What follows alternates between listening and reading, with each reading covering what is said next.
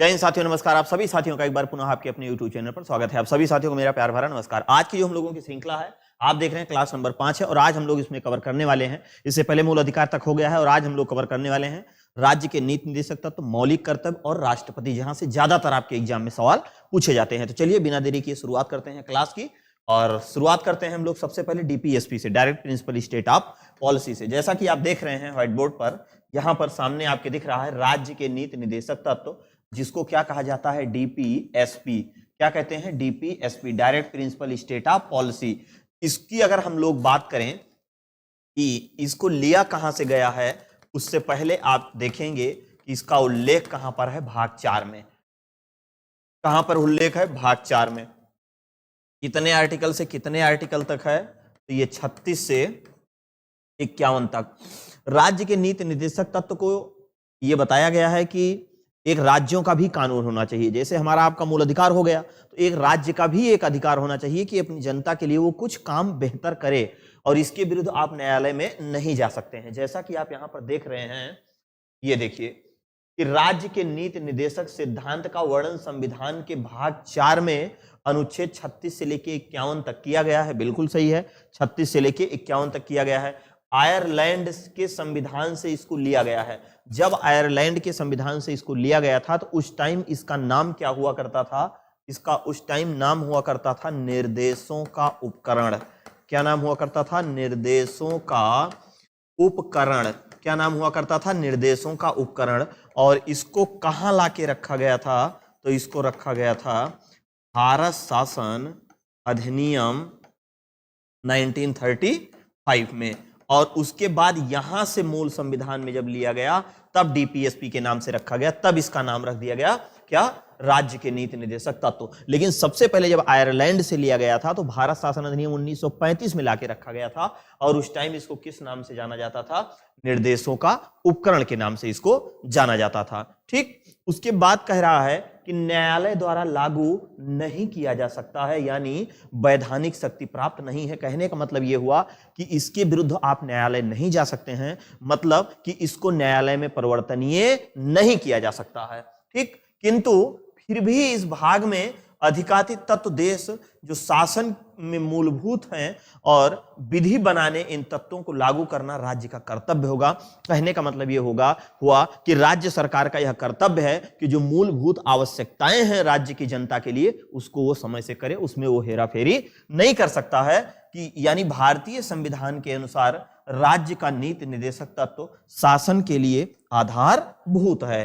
अब हम लोग इसके आगे चलते हैं। स्क्रीनशॉट आप इसका ले लीजिए फटाक से। अगला स्क्रीनशॉट तो आप ले ही लीजिए, लेकिन आपको टेलीग्राम चैनल पर भी ये सारा सब कुछ मिल जाएगा। जीएस, वहां जीएस देवसर अयोध्या लिखेंगे तो टेलीग्राम पे आप पहुंच जाएंगे। ये नोट है भारत शासन अधिनियम 1935 में अंतर्विष्ट अनुदेशक पत्र। देखिए, नीति निदेशक तत्व को अनुदेशक प्रपत्र के नाम से भी जाना गया था और 1950 में संविधान में राज्य के नीति निदेशक तत्व के नाम से क्या किया गया? इसको शामिल किया गया। तो कहने का मतलब यह हुआ कि भारत शासन अधिनियम 1935 से जब लिया गया तब इसका नाम क्या रख दिया गया? राज्य का नीति निर्देशक तत्व। राज्य का नीति निर्देशक तत्व, राज्य का नीति निर्देशक तत्व। और तब जो है इसको direct principle state of policy DPSP के नाम से जाना गया। ठीक, भारत के संविधान में कल्याणकारी राज्य की संकल्पना, वेरी इंपॉर्टेंट, कई बार एग्जाम में ये क्वेश्चन पूछा गया है।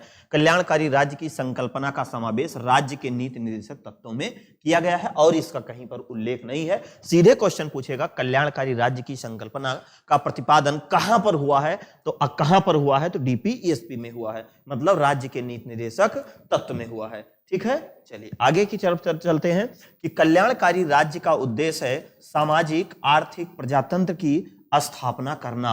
किस चीज की? सामाजिक आर्थिक प्रजातंत्र की स्थापना करना, यानी सामाजिक आर्थिक प्रजातंत्र की स्थापना के उद्देश्य से संविधान के नीति निर्देशक तत्वों को शामिल किया गया है। कहने का मतलब हुआ कि इसके कितने आधार बताए गए हैं? इसके 3 आधार बताए गए हैं और ये तीनों आधार कौन कौन से हैं?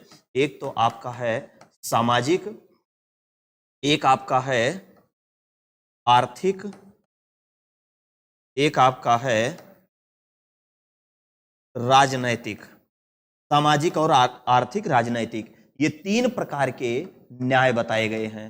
तीन प्रकार के न्याय बताए गए हैं कहां? डीपीईएसपी में। अगला है राज्य के नीति निर्देशक सिद्धांत निम्न है। निम्न है का मतलब यह हुआ कि यहां पर अनुच्छेद 38 की बात कर रहा है।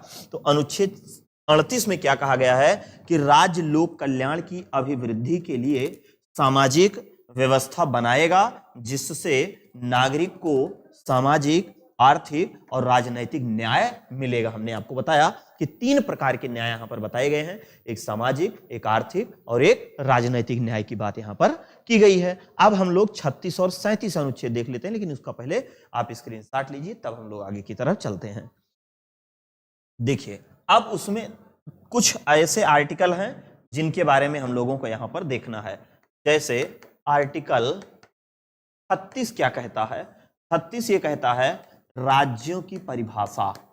राज्यों की परिभाषा, देखिए राज्यों की परिभाषा का मतलब ये हुआ कि जो 28 राज्य हैं, 28 राज्य यानी कि जिन्हें पूर्ण राज्य का दर्जा मिला है, जिन्हें पूर्ण राज्य का दर्जा मिला है, जिन्हें पूर्ण राज्य का दर्जा मिला है, इसमें जो है यूनियन टेरिटरी शामिल नहीं होगा। इसमें केंद्र शासित, इसमें केंद्र शासित प्रदेशों को परिभाषित नहीं किया गया है, नहीं किया गया है। इसमें किसको? केंद्र शासित प्रदेशों को परिभाषित नहीं किया गया है। ये केवल और केवल जो 28 राज्य हैं उन्हीं को क्या किया गया है? अनुच्छेद 36 में परिभाषित किया गया है। उसके बाद अगला जो आपका आर्टिकल आता है अनुच्छेद 37 में ये कहा गया है कि राज्य का नीति निर्देशक तत्व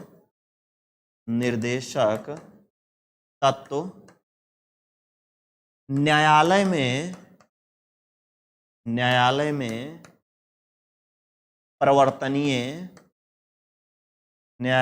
परिवर्तनीय नहीं होगा, नहीं होगा।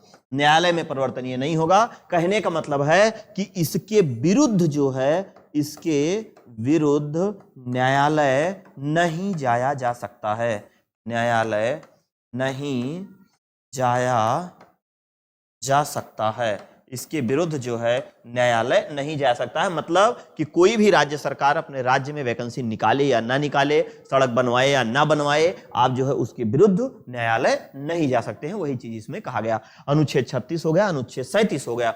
38 में आपको हमने बताया कि कल्याणकारी राज्यों के लिए तीन प्रकार से न्याय होना चाहिए, एक सामाजिक, एक आर्थिक, एक राजनैतिक। 39, 40, 41, 42 जो भी महत्वपूर्ण आर्टिकल है वो सारा सब कुछ हम आपको बता देंगे। स्क्रीनशॉट लीजिए, उसके बाद आगे चलते हैं।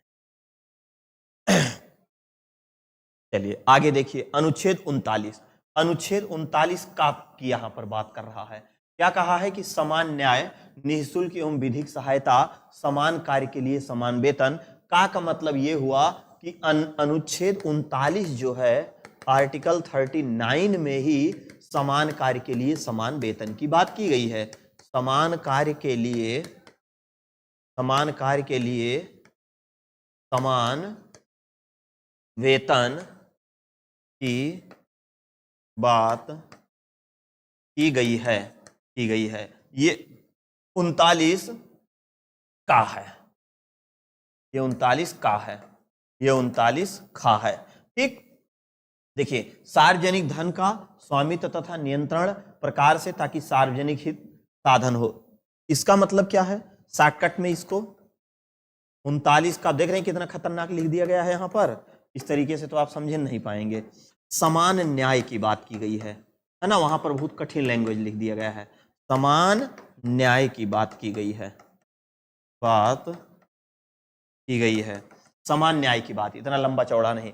और धन का समान वितरण, इसमें 39 खा में क्या किया गया है? आर्टिकल 39 खा में क्या है? ये आपका आर्टिकल 39 खा है कि धन का जो वितरण होना चाहिए वो कैसा होना चाहिए, समान। यहां पर समान न्याय की बात करता है, यहां समान धन वितरण करता है, और यहां समान कार्य के लिए समान वेतन की बात करता है। अनुच्छेद 40 में क्या कहा गया है, ग्राम पंचायतों का गठन ये किस विचारधारा पर रखा गया है, ये गांधीवादी विचारधारा पर, गांधीवादी विचारधारा पर। गांधीवादी विचारधारा के आधार पे अनुच्छेद 40 में ग्राम पंचायत के संगठन की बात की गई है। अनुच्छेद 41 में क्या कहा गया है, कुछ दशाओं में काम पाने का अधिकार, शिक्षा और लोक सहायता पाने का अधिकार। ये जो शिक्षा है ये बुढ़वन की शिक्षा की बात की गई है, ये प्रौढ़ शिक्षा की बात की गई है ना, प्रौढ़ शिक्षा की बात इसमें की गई है। कहने का मतलब है कि नरेगा का संबंध है, नरेगा से संबंधित है। अरे भैया आप काम कहाँ मांगेंगे, नरेगा में मांगेंगे, संबंधित है तो नरेगा में आप काम मांगेंगे, तो नरेगा से ही इसका संबंध है किसका, अनुच्छेद 40 का। ठीक, आगे नेक्स्ट स्क्रीनशॉट लीजिए फटाक से। देखिए अगला है 15 अगस्त। कुछ तथ्य दिख रहा है आपको कि 15 अगस्त 1995 से प्रभाव है राष्ट्रीय सामाजिक कार्यक्रम भारतीय संविधान के अनुच्छेद 41 के प्रावधानों की पूर्ति करता है। इसका उद्देश्य गरीबों की सहायता को उपलब्ध कराना, जिसमें 5 प्रकार की योजनाओं की बात की गई है। जैसे पहला है इंदिरा गांधी राष्ट्रीय वृद्धा पेंशन योजना, ये भी राज्य का है। इंदिरा गांधी राष्ट्रीय विधवा पेंशन, ये भी राज्य का है। इंदिरा गांधी राष्ट्रीय विकलांगता पेंशन, अगला आपका है राष्ट्रीय परिवार का लाभ योजना और अन्नपूर्णा योजना भी। ये सब किसकी योजनाएं हैं, तो ये सब राज्य सरकार की योजनाएं हैं, राज्य सरकार की योजनाएं।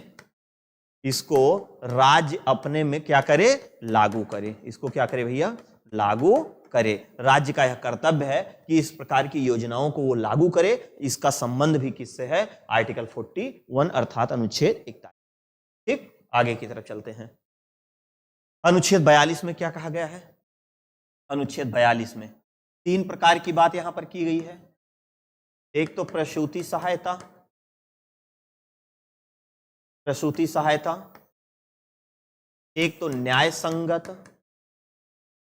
और एक मनोचित दशा, मनोचित दशा। आइए तीनों की परिभाषा देखते हैं क्या है। इसमें क्या कहा गया है, न्याय संगत, मनोचित दशा, प्रसूति सहायता। न्याय संगत का मतलब यह है कि जो उसके न्याय में हो। कहने का मतलब है कि ये नहीं कि कोई प्राइमरी का टीचर है आप उसको ले जाके इंटर कॉलेज में पढ़वाइए, ऐसा नहीं। कोई बच्चा पता चला कि वो जो है अभी 6 क्लास में है और राज्य उसके लिए योजना निकाल दे कि नहीं वो अपने साइकिल से आएगा, पैदल आएगा, इस प्रकार से नहीं, वो उसके न्याय से ठीक नहीं होगा।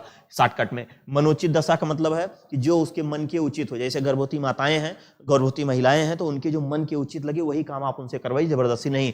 प्रसूति सहायता का मतलब गर्भवती जितनी भी महिलाएं हैं उनको हर प्रकार से राज्य सरकार सुविधा मुहैया कराए। अगला है 43 में यह कहा गया है कम से कम सरकार इतना वेतन दे दे कि लोगों का जीवन चल सके। यहां पर क्या कह रहा है, कर्मकारों के लिए निर्वाचन मजदूरी एवं कुटीर उद्योग को प्रोत्साहन। कहने का मतलब है कि जीवन निर्वाह के लिए, है ना, निर्वाहन, ये निर्वाहन होगा।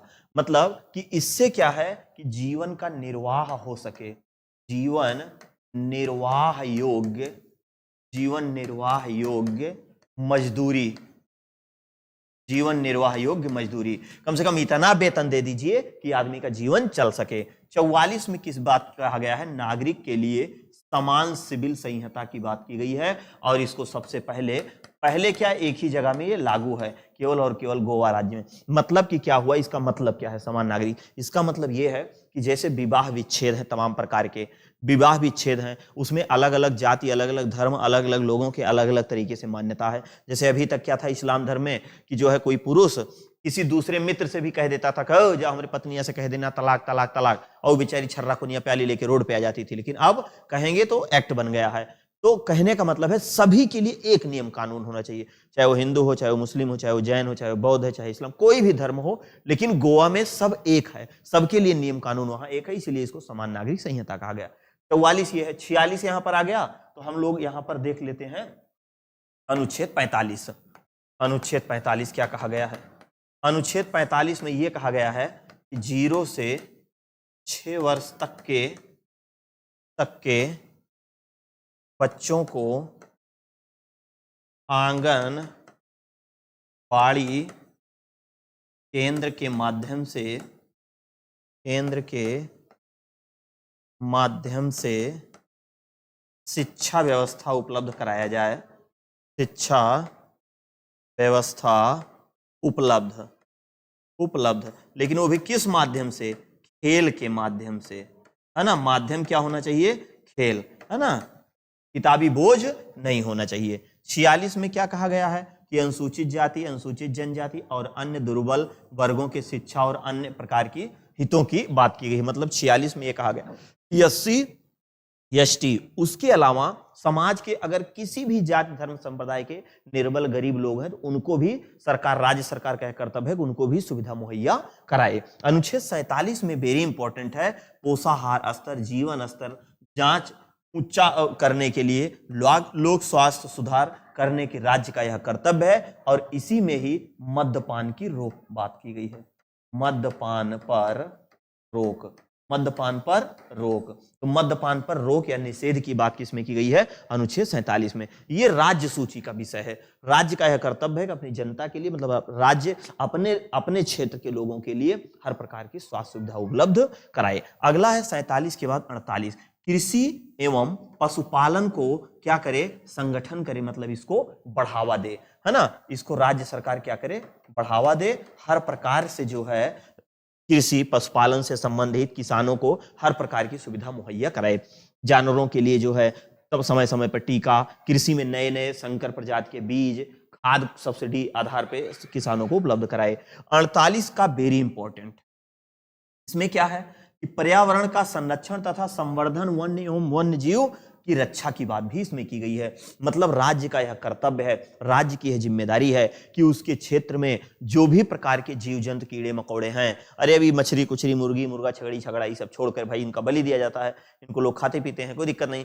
लेकिन जैसे गाय है, भैंस है, हरा पेड़ है आपकी फसल जो है नहीं आप जला सकते हो अपने मन से, है ये सब किसमें बात कर रहा है? तो ये सब जो है आत्महत्या, जीव हत्या, फसल हत्या, ये सब आपका 48 में ही है। और पर्यावरण संरक्षण, संवर्धन, वन्य जीव, मतलब आप किसी भी जीव जंतु या हिरण को वगैरह या और भैंस गाय है तो उसको आप मार नहीं सकते हो। इन सारी चीजों की बात 48 का में की गई है। ठीक, चलिए इसका स्क्रीनशॉट लीजिए, फिर आगे की तरफ चलते हैं। स्क्रीनशॉट लीजिए फटाक से इसका।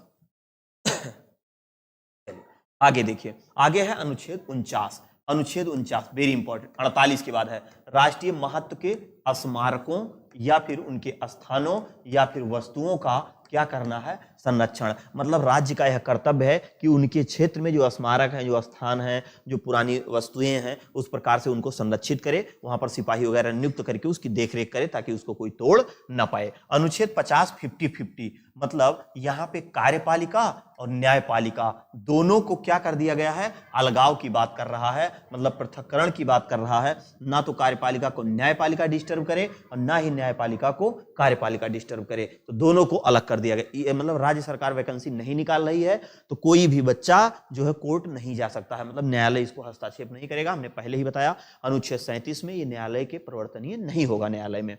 अनुच्छेद 51 शुभ भैया 51 विदेश नीति, शांति सुरक्षा की बात इसी में की गई है। मतलब इसी में ही किस चीज की बात की गई है? विदेश नीति की बात की गई है। तो विदेश नीति की बात किसमें की गई है? अनुच्छेद 51 में की गई है। उसके बाद आप देख रहे हैं लिखा है कुछ तथ्य कि उपर्युक्त अनुच्छेद के अतिरिक्त कुछ ऐसे अनुच्छेद भी हैं जो राज्य के लिए निदेशक सिद्धांतों के रूप में कार्य करते हैं। बिल्कुल 350 का और 351 हिंदी को प्रोत्साहन देना, बिल्कुल हिंदी को प्रोत्साहन देना। मतलब हिंदी भाई हमारे अगर देश की बात की जाए तो कहीं ना कहीं हिंदी को ही राष्ट्रभाषा मान लिया गया है क्योंकि ज्यादातर बोली जाती है।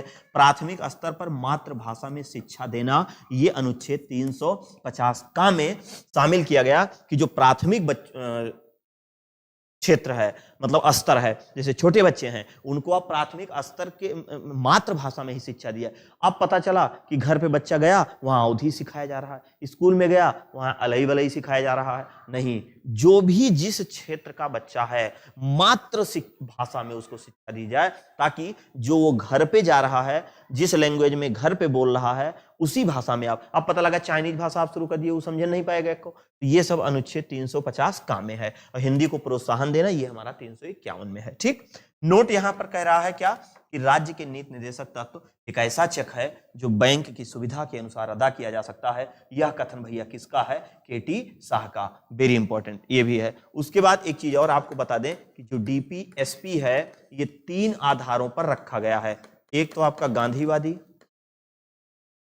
गांधीवादी विचारधारा, समाजवादी और एक आपका उदारवादी। ठीक, 3 आधारों पे इसको रखा गया है। कितने आधारों पर? 3 आधारों पर रखा गया। इस प्रकार डीपीएसपी आपका समाप्त हुआ। अब स्क्रीनशॉट लीजिए और हम लोग फंडामेंटल ड्यूटीज की तरफ चलते हैं, मतलब मौलिक कर्तव्य की तरफ चलते हैं। चलिए, अगला है फंडामेंटल ड्यूटीज, जिसको हम लोग क्या कहते हैं? फंडामेंटल ड्यूटीज, है ना। भारतीय राज्य व्यवस्था संविधान में अगला है मौलिक कर्तव्य। इसका उल्लेख है भाग 4 का। तो जब का आ गया तो इसका मतलब इसको संशोधन करके जोड़ा गया। तो इसका स्रोत जो है कहां से लिया गया? सोवियत संघ से लिया गया। सोवियत संघ, चाहे आप सोवियत संघ कहिए या फिर आप रूस कहिए या फिर आप यूएसएसआर कहिए, आप कुछ भी कह सकते हैं। ठीक, सरदार स्वर्ण सिंह समिति के अनुशंसा पर संविधान में कौन सा संशोधन हुआ? 42वां 1976 के द्वारा मौलिक कर्तव्य को संविधान में जोड़ा गया। इसको रूस से लिया गया है, रूस के संविधान से, क्योंकि वहां समाजवादी विचारधारा थी। 4 का में अनुच्छेद 51 का के तहत इसको रखा गया। मौलिक कर्तव्य में संख्या कितनी है? तो 11 है। मतलब संविधान लागू के समय शून्य थी, संविधान लागू के समय शून्य थी। 1976 में 10 हुई, 2002 में 86वां संशोधन में 11वां जोड़ा गया, 11वां मौलिक कर्तव्य जोड़ा गया, 86वां संविधान संशोधन। देखिए यहां पर कह रहा है कि सरदार स्वर्ण सिंह समिति की अनुशंसा पर इसको 42वें संविधान संशोधन के तहत जोड़ा गया, लेकिन लागू किसके तहत किया गया? तो लागू करने की अगर बात करेगा तो लागू हुआ था भैया वर्मा समिति की सिफारिश पर, वर्मा समिति के सिफारिश पर, वर्मा समिति की सिफारिश पर। लागू होने की बात करेगा तो वर्मा समिति की सिफारिश पर, लेकिन वही जोड़ने की बात करेगा तो आपका कौन सा हो जाएगा? सरदार स्वर्ण सिंह जी हो जाएंगे इसमें। अब इसमें टोटल 11 हैं, 11 में 4 ऐसे हैं जो दंडनीय बनाए जा सकते हैं और वही 4 ही इंपॉर्टेंट है। जैसे पहला है, अब ये 51 का फर्स्ट है और ये फिर 51 का सेकंड है, तो कहने का मतलब है ये 51 का सब में जुड़ा रहेगा। पहले में है कि नागरिक का यह कर्तव्य है कि संविधान का पालन करें और उसके आदर्शों, संस्थाओं, राष्ट्रध्वज, राष्ट्रगान का आदर करें। कहने का मतलब यह है कि आपकी अगर इच्छा हो तो आप इसको मानिए, ना इच्छा हो तो ना मानिए, लेकिन अगर इसके विरुद्ध आप जाते हो तो ये न्यायालय में दंडनीय बनाया जा सकता है। 4 ऐसे आर्टिकल हैं जो दंडनीय बनाए जा सकते हैं। एक है 51 का फर्स्ट, 51 का 7, 51 का 9 और 51 का 11। कैसे है देखिए, अब पता चला जनगण मनगढ़ हो रहा है। अब जनगण मनगढ़ अगर कहीं हो रहा है तो भाई आप वहां रहिए और उस गान को आप आराम से गाइए, मत गाइए, आप खड़े रहिए शांति से। पता चला सब लोग जनगण मन अधिनायक जय, भारत भाग्य विधाता, आप गा रहे निरहो हुए हमारे, हमसे सटल ना है। लो भैया बुलेट पे जीजा जी से क्लिप दे दीजिए, आप अलग तरीके से मौसम बना रहे हो तो आपको दंडनीय बनाया जाए। आपको नहीं गाना है आप मत जाइए वहां, कोई दिक्कत, लेकिन अगर उसके विरोध में आप काम करोगे तो दंडनीय बनाया जाएगा, वरना दंडनीय नहीं। बाकी 2 का कोई बहुत मतलब नहीं है। स्वतंत्रता के लिए हमारे राष्ट्रीय आंदोलन प्रेरित करने वाले उच्च आदर्शों को हृदय में संजोए रखें और उनका पालन करें। जो भी हमारे देश के लिए शहीद हो गए हैं उनके आदर्शों को माने और उनका जो भी जहां पर मस्जिद मजार जो भी बना है उसको हम संरक्षित करें। ठीक, अगला स्क्रीनशॉट लीजिए, आगे की तरफ चलते हैं। नेक्स्ट अगला है कि भारत की प्रभुत्ता, ये भी 51 का, बस यहां 3 लिखा है, वहां आपको किताब में ऐसे कहीं कहीं लिखा मिलेगा। भारत की प्रभुत्ता, एकता, अखंडता की रक्षा करें और उसे अक्षुण्ण करें, देश की रक्षा करें, है ना, भारत के सभी लोगों में समरसता, समान भातृत्व की भावना का निर्माण करें। यह हमारा आपका सबका कर्तव्य है। हमारी सामाजिक संस्कृति गौरव पर मई या गौरवशाली परंपरा का महत्व समझें और उसका परिरक्षण करें। ये आपका इंपॉर्टेंट है। 51 का 7 ये दंडनीय बनाया जा सकता है।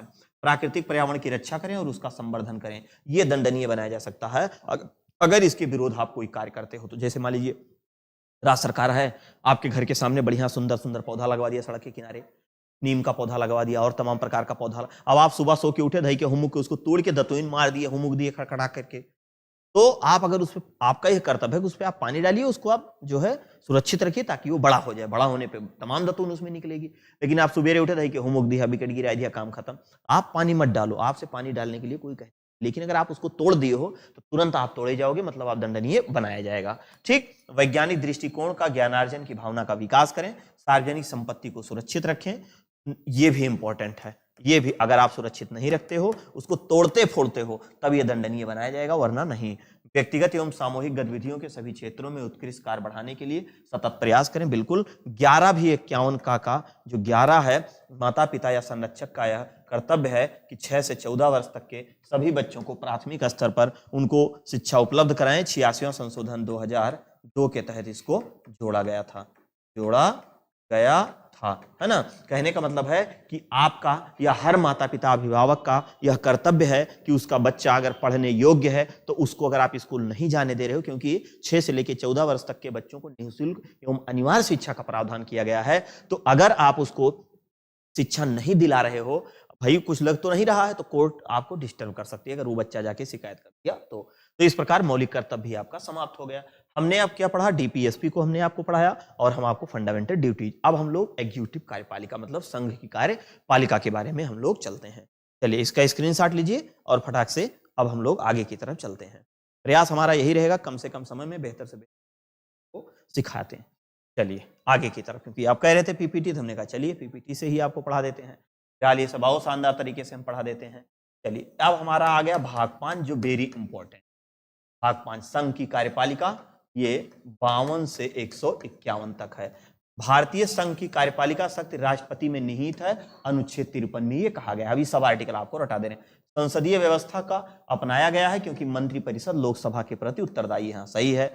अतः राष्ट्रपति नाम मात्र की कार्यपालिका है, जबकि प्रधानमंत्री उसका मंत्रिमंडल का वास्तविक कार्यपालिका है। कहने का मतलब कि वास्तविक शक्ति किस में निहित है, तो वास्तविक शक्ति जो है वो पीएम में निहित है ना। अई भाई साहब जो है एकदम अब शांत रहेंगे, कोई दिक्कत नहीं है। अनुच्छेद 52 में यह कहा गया है भारत का राष्ट्रपति होना चाहिए।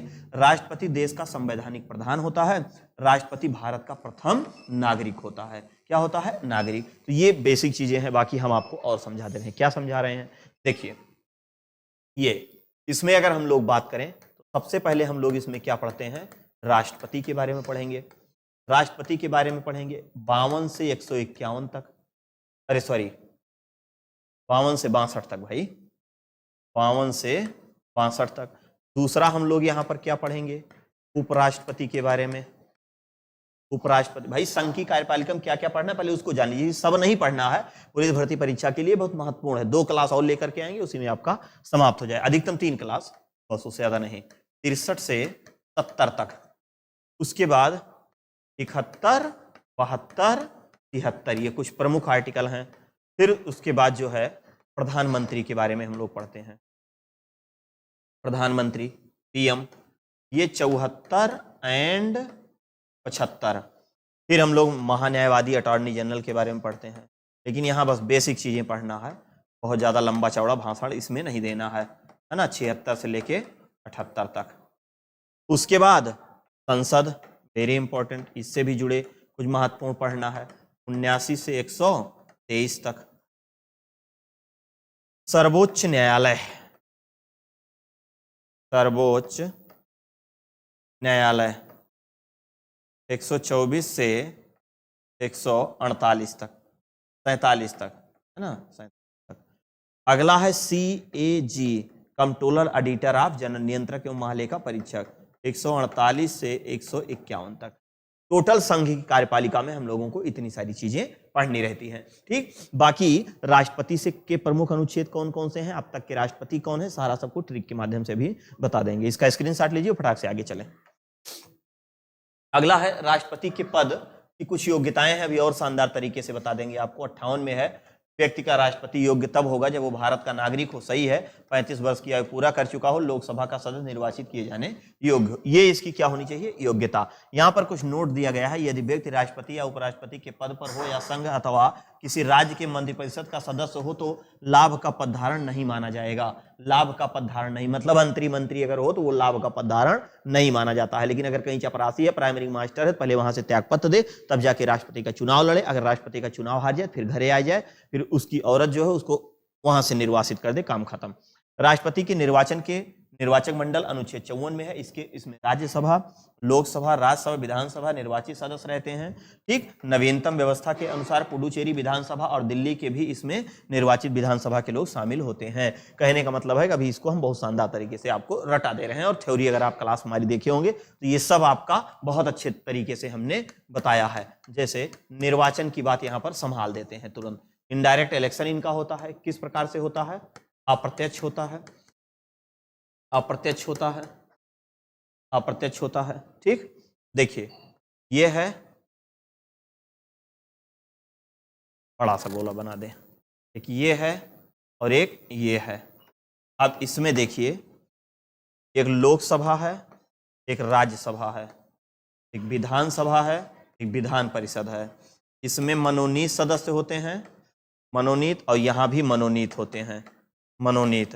ठीक, लोकसभा के लोग मतदान करेंगे, राज्यसभा के लोग करेंगे, विधानसभा, विधान परिषद के नहीं करेंगे, मनोनीत नहीं करेंगे, मनोनीत नहीं करेंगे। इसका मतलब यह हुआ कि विधानसभा के सभी निर्वाचित सदस्य, लोकसभा और राज्यसभा के सभी निर्वाचित सदस्य, मतलब संसद के केवल निर्वाचित सदस्य, विधानसभा के केवल निर्वाचित सदस्य मनोनीत नहीं होंगे। विधान परिषद वाले इसलिए शामिल नहीं होंगे क्योंकि पूरे भारत के सभी राज्यों में विधान परिषद नहीं है, केवल 6 ही राज्यों में है, इसलिए नहीं रहेंगे। अच्छा, मनोनीत क्यों नहीं रहेंगे, क्योंकि मनोनीत नयन का काम राष्ट्रपति ही करता है, इसके कारण ये लोग इसमें शामिल नहीं होंगे। ठीक, स्क्रीनशॉट ले लीजिए इसका, आगे की तरफ चलते हैं, फटाक से लीजिए स्क्रीनशॉट।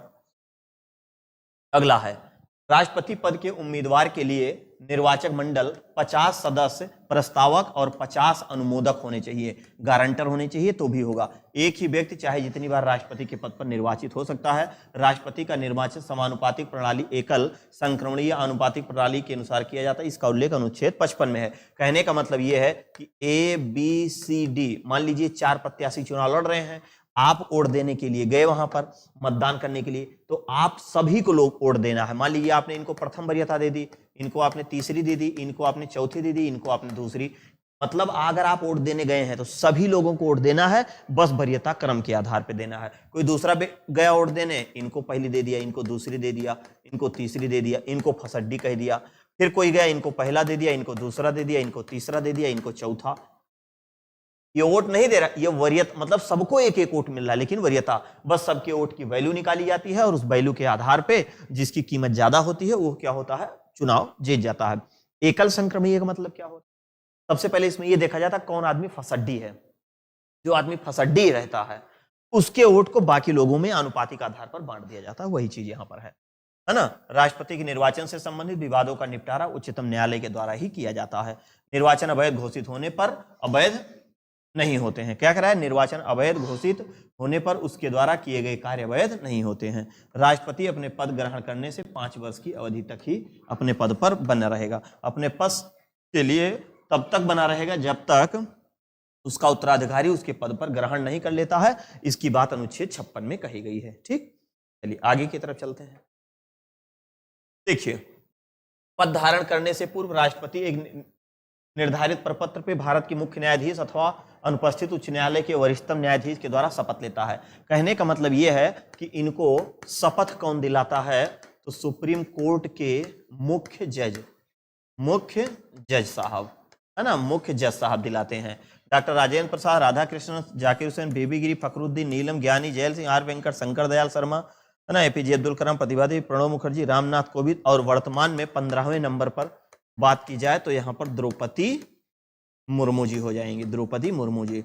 अभी ये सब आपको हम पूरा एक शानदार ट्रिक से इसको बता देंगे। ठीक, क्या है कार्यकाल, ये सब यहां पर दिया गया है। अगला प्रश्न है कि बीबी गिरी 3 मई 1969 से 20 जुलाई 1969 तक, न्यायमूर्ति मोहम्मद हिदायतुल्लाह 20 से 69, 24 अगस्त से 69, और BD जत्ती 11 फरवरी से 1975 1977 कार्यवाहक राष्ट्रपति थे। कहने का मतलब यह हुआ कि 3 ऐसे राष्ट्रपति थे, एक तो बीबी गिरी थे, एक आपके एम हिदायतुल्लाह जी थे और एक आपके बीडी जत्ती थे। तीन ऐसे राष्ट्रपति थे जो कार्यवाहक थे। तीन ऐसे राष्ट्रपति थे जो कार्यवाहक थे। कार्यवाहक राष्ट्रपति, कार्यवाहक राष्ट्रपति। तो कार्यवाहक राष्ट्रपति की अगर हम लोग बात करें तो इनकी संख्या कितनी है? तो इनकी संख्या 3 है। एक आपके वीबी गिरी हैं, वीबी गिरी। दूसरे आपके हैं एम हिदायतुल्लाह। तीसरे आपके हैं बीडी जत्ती, बीडी जत्ती। एम हिदायतुल्लाह की अगर हम लोग बात करें तो ये सुप्रीम कोर्ट के जज भी थे, उपराष्ट्रपति भी थे, उपराष्ट्रपति और कार्यवाहक राष्ट्रपति भी बन गए थे। तीनों पद धारण किया था इन्होंने। कार्यवाहक राष्ट्रपति, ठीक।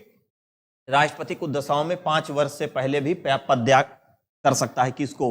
उपराष्ट्रपति को संबोधित त्यागपत्र के द्वारा अपना पद वो गायब कर सकता है। 56(2) में महाभियोग के द्वारा भी उसको क्या किया जा सकता है? हटाया जा सकता है। राष्ट्रपति का पद रिक्त होने के 6 महीने के अंदर भरना होना, तभी राष्ट्रपति पद की रिक्तियां या 5 वर्ष की समाप्ति हो तो निर्वाचन पदावधि की समाप्ति के पहले ही कर लिया जाए। अनुच्छेद 62(1) में ये चीज बताया गया है कि मतलब 6 माह के पहले ही चुनाव कर लिया जाए। ये स्थिति आए ना, अगर आ भी जाए मान लीजिए तो केवल 6 माह तक ही कोई वहां पर रह सकता। कोई का मतलब उपराष्ट्रपति, अगर उपराष्ट्रपति नहीं है तो सुप्रीम कोर्ट के मुख्य जज साहब आ जाएंगे।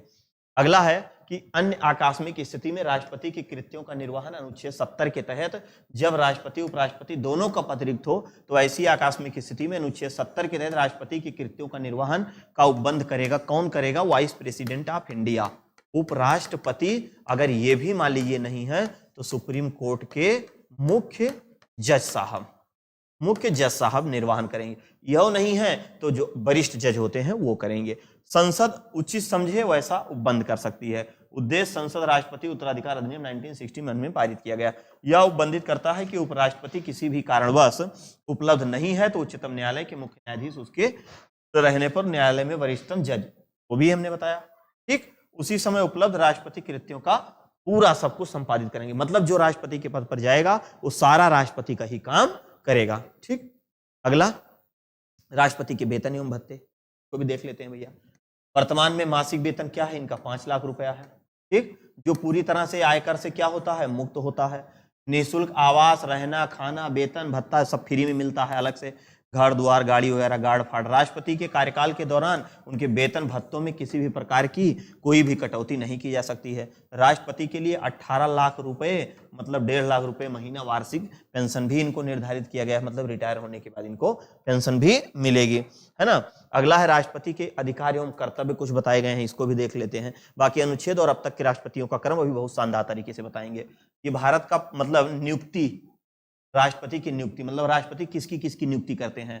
पीएम की करेंगे, प्रधानमंत्री की सलाह पर अन्य मंत्रियों के सदस्यों की नियुक्ति करेंगे, सर्वोच्च न्यायालय उच्च न्यायालय के मुख्य न्यायाधीशों की नियुक्ति करेंगे, भारत के नियंत्रक CAG जिसको कहते हैं, नियंत्रक एवं महालेखा कंट्रोलर ऑडिटर ऑफ जनरल की, इनकी सबकी नियुक्ति करेंगे, राज्यों के राज्यपाल की नियुक्ति करेंगे, मुख्य चुनाव आयुक्त एवं अन्य चुनाव आयुक्त की नियुक्ति करेंगे, भारत के महान्यायवादी जिसको AG कहा जाता है, अटॉर्नी जनरल ऑफ इंडिया की भी नियुक्ति यही करेंगे, ठीक।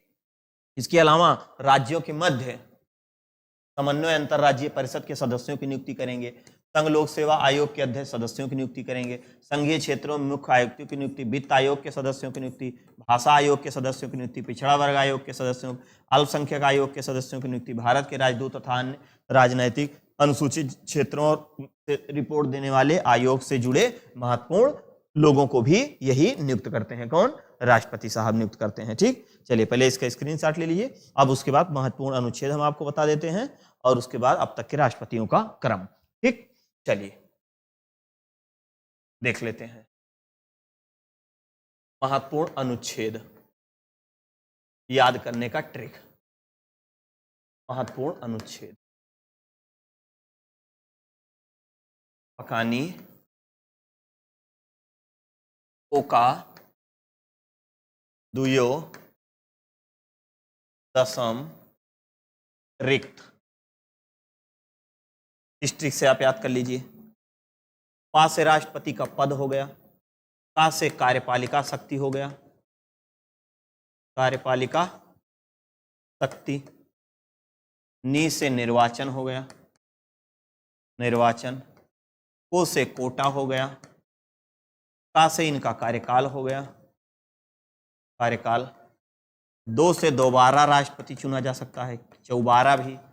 यो से योग्यता की बात करता है, द से कंडीशन की बात करता है, दशा की बात। सा से शपथ की बात करता है, मा से इम्पीचमेंट की बात करता है, महाभियोग। रिक्त से पद रिक्त, पद रिक्त। अब देखिए 52 लगातार आपको लिख देना है, 53, 54, 55, 56, 57, 58, 59, 7 से 60, 7 से शपथ, इम्पीचमेंट 61, पद रिक्त की बात 62। देखिए पद है, पद कहां से लिया गया है, ब्रिटेन से, ब्रिटेन से लिया गया है। राष्ट्रपति का पद ब्रिटेन से लिया गया है, ब्रिटेन से लिया गया है। ठीक, अगला है कार्यपालिका की शक्ति, वास्तविक, वास्तविक पीएम। नाम मात्र राष्ट्रपति, राष्ट्रपति। निर्वाचन अप्रत्यक्ष, अप्रत्यक्ष। हमने आपको बताया ये राज्यसभा, लोकसभा, विधानसभा, विधान परिषद, नॉमिनेटेड, ये नॉमिनेटेड। ये नहीं होंगे, ये नहीं होंगे, ये नहीं होंगे, ये होंगे, ये होंगे, ये होंगे। 55 में कोटा, मतलब अनुपात में निकाला जाएगा, जिसका कोटा ज्यादा होगा वही जीत जाएगा। कार्यकाल क्या होगा, 5 वर्ष का होगा। किस दिन से माना जाएगा, जिस दिन से वो शपथ लेते हैं। दोबारा नहीं, कई 1000 बार बन सकते हैं। योग्यता हमने आपको बता दिया, 35 वर्ष आयु होनी चाहिए, भारत का नागरिक होना चाहिए। कंडीशन थोड़ा सा यहाँ इंपॉर्टेंट है। देखिए पागल दिवालिया ना होना चाहिए, पागल दिवालिया ना हो, लाभ के पद पर ना हो, पद पर ना हो, अंतरी मंत्री संतरी कोई दिक्कत नहीं है। आरबीआई में 15,000 जमा करने योग्य हो, 15,000 रुपया जमा करने योग्य हो। ठीक, बाकी 50 प्रस्तावक और 50 अनुमोदक होने चाहिए, जो सबसे कठिन काम है। लोकसभा मतलब राज्यसभा और लोकसभा, 50 राज्यसभा से और 50 लोकसभा से। ठीक, योग्यता। शपथ इनको कौन दिलाएंगे, सुप्रीम कोर्ट के जज, मुख्य जज साहब दिलाएंगे। महाभियोग लतियाने वाली बात होगी, उसके बाद पदरिक्त होगा। 5 प्रकार से इनका पदरिक्त। महाभियोग की प्रक्रिया कहां से शुरू होगी, संसद के किसी भी सदन से, है ना। महाभियोग की प्रक्रिया, महाभियोग को कहां से लिया गया है, यूएसए से, यूएसए से लिया गया है। संसद के किसी भी सदन से शुरू होगी, संसद के किसी भी सदन से प्रारंभ होगी। होने के लिए 1/4 और पारित होने के लिए 2/3। इसके बीच कितने दिन का अंतर, 14 दिन का अंतर। ये सब व्याख्या में हमने वीडियो में बहुत शानदार तरीके से बताया है, आप वहां से देख सकते हैं। बाकी महत्वपूर्ण चीजें यहां भी हमने आपको बता दिया है। स्क्रीनशॉट ले लीजिए इसका फटाक से। उसके बाद अब तक के राष्ट्रपतियों का क्रम, उनकी थोड़ी सी विशेषता बता देते हैं। राष्ट्रपति टॉपिक आपका यहां तक का समाप्त हो गया। ठीक, चलिए आगे। राष्ट्रपतियों का क्रम, राष्ट्रपतियों का क्रम, अब तक के राष्ट्रपतियों का क्रम देखिए। राजू की राधा जाकर गिरी पखरू रेड्डी की जेल में, की जेल में। रमाशंकर, रमाशंकर नारायण की कलम से प्रतिभा निकली, प्रणव राम की मुर्मू, प्रणव राम की मुर्मू। यहां तक हमने आपको बताया। अब देखिए, राजू से आप राजेंद्र प्रसाद का नाम आ गया, डॉक्टर राजेंद्र प्रसाद। राधा से नाम आ गया भैया चर्व पल्ली राधा कृष्णन। जाकर से नाम आ गया जाकिर हुसैन, सॉरी जाकिर हुसैन। गिरी से नाम आ गया बीबी गिरी। फखरुस से नाम आ गया फखरुद्दीन अली अहमद। रेड्डी से नाम आ गया नीलम संजीव रेड्डी। जेल से नाम आ गया, जेल में ज्ञानी जैल सिंह। ठीक, अब उसके बाद रमा शंकर वेंकट रमन, रमा शंकर वेंकट रमन।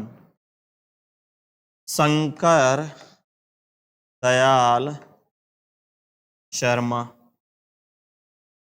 के आर नारायण। कलाम साहब एपीजे अब्दुल कलाम साहब। प्रतिभा देवी सिंह पाटिल, प्रतिभा देवी सिंह पाटिल। प्रणव मुखर्जी साहब। राम नाथ कोविंद, और वर्तमान में द्रौपदी मुर्मू जी हैं। ठीक, इस प्रकार से विशेषता थोड़ी सी इनकी देख लेते हैं। राजेंद्र प्रसाद की बात करें तो ये 2 बार कार्यकाल पर थे। इनकी बात करें तो ये पहले उपराष्ट्रपति थे जो राष्ट्रपति बने, पहले उपराष्ट्रपति थे जो राष्ट्रपति बने। भैया हुसैन में पहले मुस्लिम जी थे हमारे, ये पहले मुस्लिम, और कार्यकाल के दौरान ही इनकी मृत्यु हो गई, कार्यकाल के दौरान मृत्यु। बीबी गिरी पहले कार्यवाहक राष्ट्रपति जो राष्ट्रपति बने, कार्यवाहक। फखरुद्दीन अली अहमद दूसरे मुस्लिम राष्ट्रपति, दूसरे मुस्लिम राष्ट्रपति। इनका भी कार्यकाल के दौरान ही भैया सर्वर डाउन हो गया। ठीक, नीलम संजीव रेड्डी निर्विरोध चुने गए, निर्विरोध चुने गए, इनका चुनाव नहीं हुआ। ज्ञानी जैल सिंह ने पहली बार पॉकेट वीटो का प्रयोग किया, पॉकेट वीटो का प्रयोग। रमा शंकर वेंकट रमन की विशेषता यह है कि सबसे बुजुर्ग राष्ट्रपति हैं भाई साहब, ये सबसे बुजुर्ग थे। शंकर दयाल शर्मा ने 4 प्रधानमंत्रियों का कार्यकाल देखा था, 4 प्रधानमंत्री का कार्यकाल इन्होंने देखा था, कार्यकाल एक नहीं 4। के आर नारायण की बात करें तो पहले दलित थे, पहले दलित राष्ट्रपति। भैया मिसाइल मैन इनको कहा जाता है, पहले वैज्ञानिक राष्ट्रपति थे, पहले वैज्ञानिक राष्ट्रपति मिसाइल मैन। पहली महिला थी, पहली महिला। द्रौपदी मुर्मू की बात करें, पहली आदिवासी महिला, पहली आदिवासी महिला। ठीक, इस प्रकार हमने आपको सारा सब कुछ जितना भी महत्वपूर्ण इससे सवाल आपका बन सकता है सारा सब कुछ हमने बता दिया। ठीक, अब इसके आगे वाली क्लास में हम प्रयास करेंगे पूरा समाप्त करने, मतलब 2 क्लास में प्रयास रहेगा कि पूरा आपको एकदम लास्ट तक पढ़ा, क्योंकि भाग 20 हमने आपको पहले ही पढ़ा दिया है संविधान संशोधन। चलिए मिलते हैं नेक्स्ट क्लास में, तब तक के लिए आप सभी साथियों को बहुत बहुत प्यार भरा नमस्कार। जय हिंद, वंदे मातरम।